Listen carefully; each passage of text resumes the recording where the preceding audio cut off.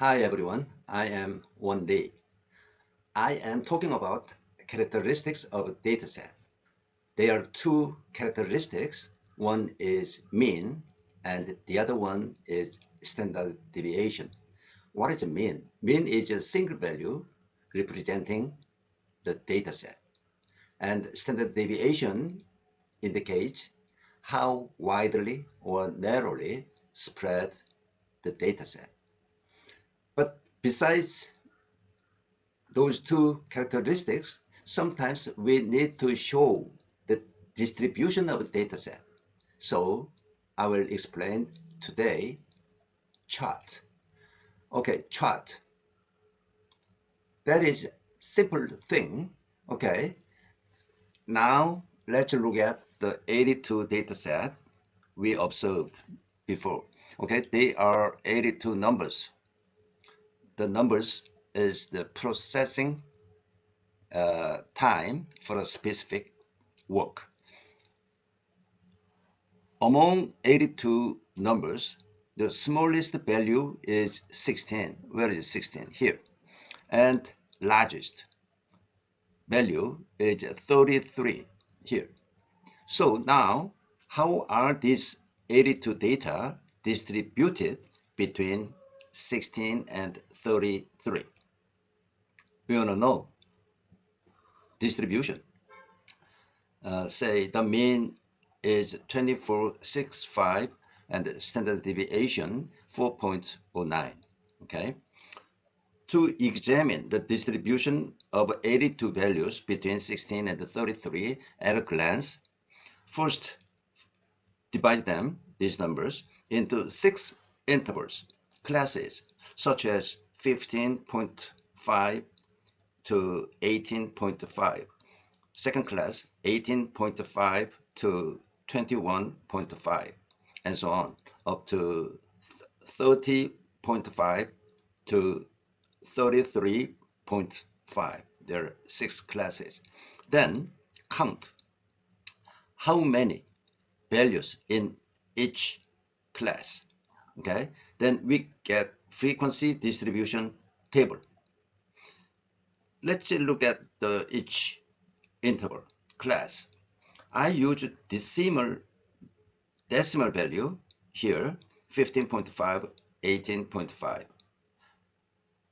Okay, because the values I have are what? Integers. So I use 1/10th unit of the value unit. That is a decimal value, 15.5, 18.5, something like that, because any value, 25, is not counted duplicatedly, right?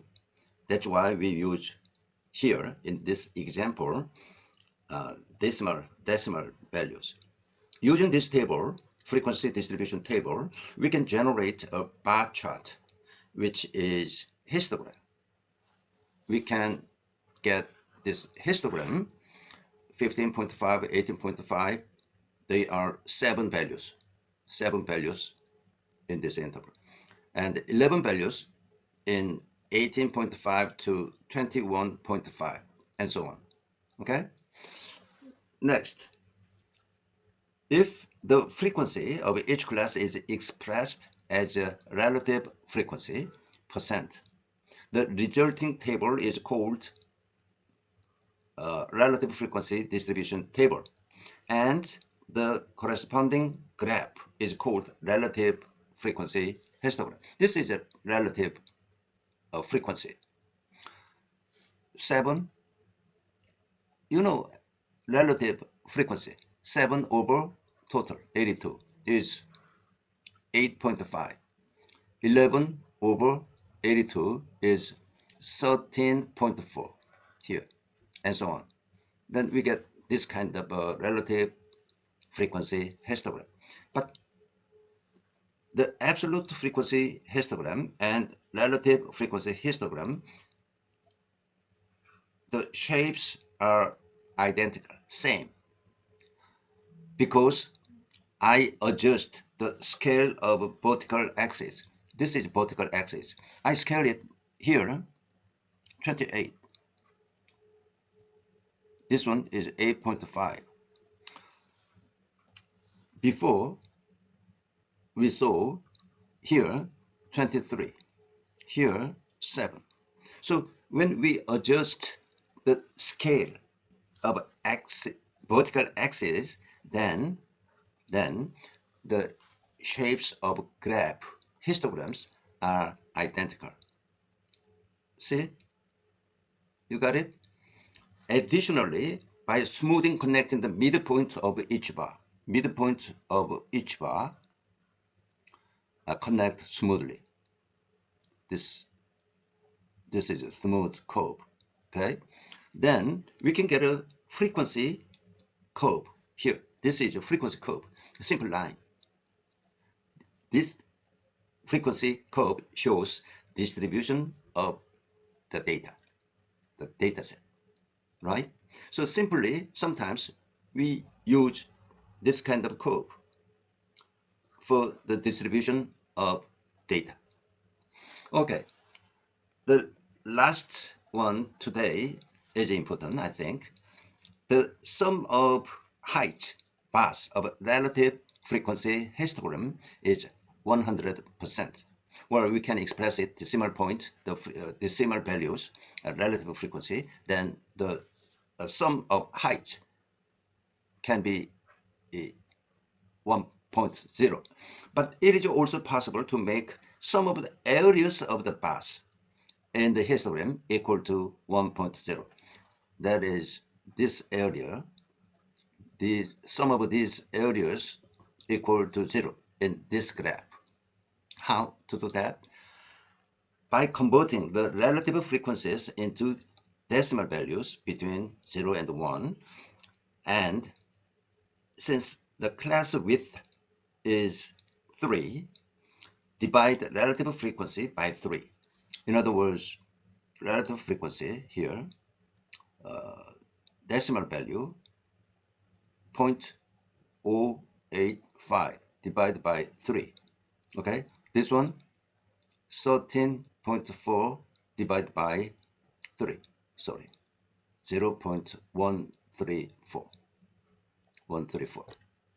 Then this value is here 0 to 8. This value is 0.045 here. Okay, then the area of this each bar is what? Width times height. So 3 times this one, this value 0.028 is what? 0.085. So the sum of this one are equal, this bar height. Sum of the heights of each bar is 1. In this case, the sum of heights of the bars is 100% or 1.0. But here, the sum of areas of the bars is 1.0. So sum of areas of bars becomes 1.0. The shape of these two graphs, histograms, can also be made identical by adjusting the scale of vertical axis, like before. Okay. So the shape of histograms are same, can be obtained as identical. You understand that? Okay.